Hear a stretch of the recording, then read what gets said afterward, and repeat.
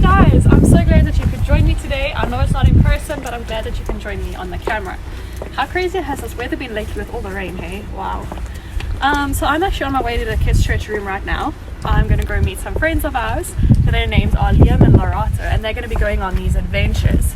And the adventures are going to be happening every week, so make sure you tune in every week to see what these guys are learning. Let's go ahead and see what's going to happen this week. The little explorer, he's got a lot to find. His friends are there to help him to strengthen heart and mind. The journey may be bumpy, but they never go alone. With help around each corner and Jesus on the throne. Join Liam, Lorato, and friends. Tuna. And baked beans. Oh yes. Need those.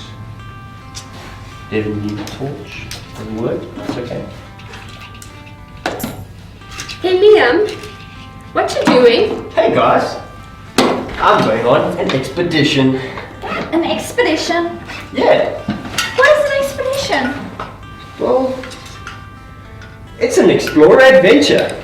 An explorer adventure? Cool! I know. But what are you going to explore? I guess I'm gonna discover things.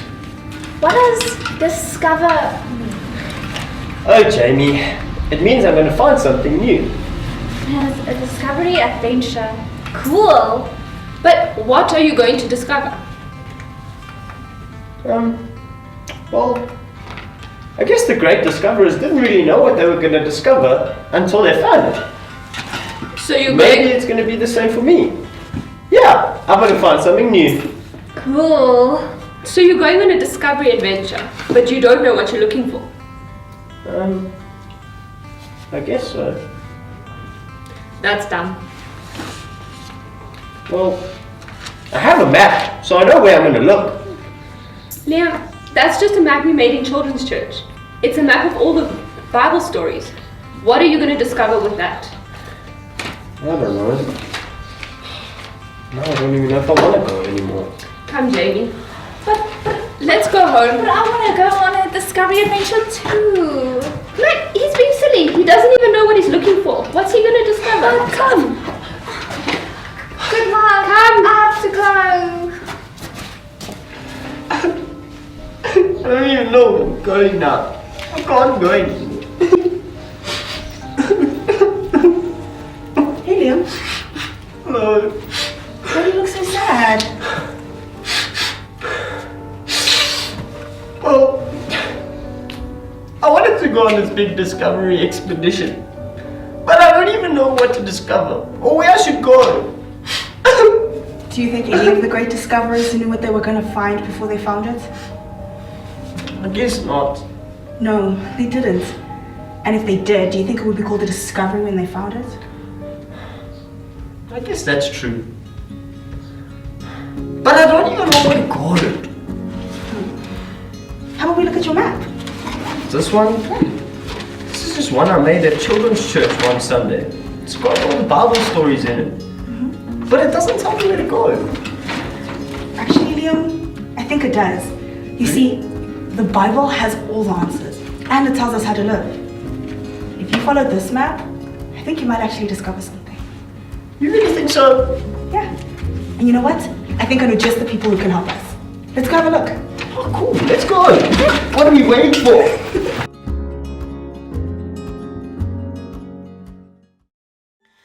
Hi there, I'm so excited that you're here. This week I am visiting a game lodge in Limpopo province. I love it here because we are surrounded by God's creation that He formed and planned so many years ago. And I love being here because nature is so perfect. And you know why nature is so perfect? Because God made it. Yesterday we went on a game drive and the ranger was telling us all these interesting facts about the animals and the birds and the trees, and it proved to me that verse in the Bible that says everything that God creates is good. One of my favorite stories in the Bible is the one right in the beginning where we are told about how God created everything that we see today. I'm going to tell you that story now. And although everything that God makes is good and perfect, keep your ears open because there's something that God made extra special. And I hope you figure it out.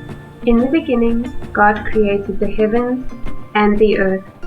The earth was formless and void, and darkness was over the surface of the deep, and the Spirit of God was moving over the surface of the waters. Then God said, "Let there be light." And there was light. God saw that the light was good, and God separated the light from the darkness.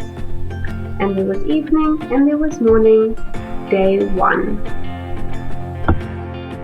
Then God said, "Let there be an expanse in the midst of the waters." God made the expanse and separated the waters which were below the expanse from the waters which were above the expanse. And it was so.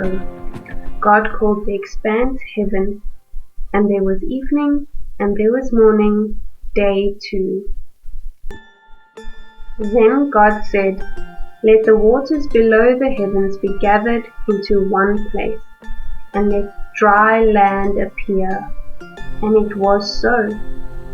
God called the dry land earth, and the gathering of the waters he called sea. And God saw that it was good. Then God said, "Let the earth sprout vegetation, plants yielding seed, and fruit trees on the earth bearing fruit after their kind with seed in them." And it was so. There was evening and there was morning on day 3.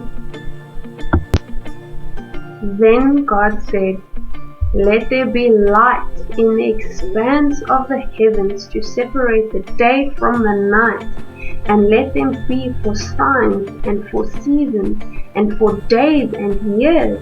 And it was so. God made 2 great lights, the greater light to govern the day, and the lesser light to govern the night. He made the stars also, and it was so. Then God said, "Let the waters teem with swarms of living creatures, and let birds fly above the earth in the open expanse of the heavens." God created the great sea monsters and every living creature that moves. Then God said, "Let the earth bring forth living creatures after their kind, cattle and creeping things, and beasts of the earth after their kind." And it was so. And God saw that it was good. Then God said, "Let us make man in our image, according to our likeness, and let them rule over the fish of the sea, and over the birds of the sky, and over the cattle, and over all the earth, and over every creeping thing that creeps on the earth." God created man in his own image. In the image of God he created them, male and female. He created them. By the 7th day God completed his work which he had done, and he rested. Did you figure out what it was that God made extra special? If you didn't, or if you're not quite sure just yet, here's a memory verse that will give you a hint. The verse is from Psalms, and it says, "I am fearfully and wonderfully made."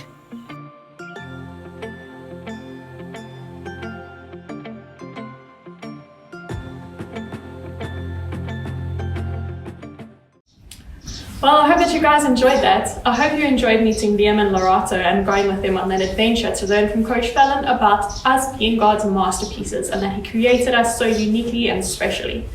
I don't know if you noticed at the end of Coach Fallon's video, she gave you guys a memory verse. So the memory verse is from Psalm 139, verse 14.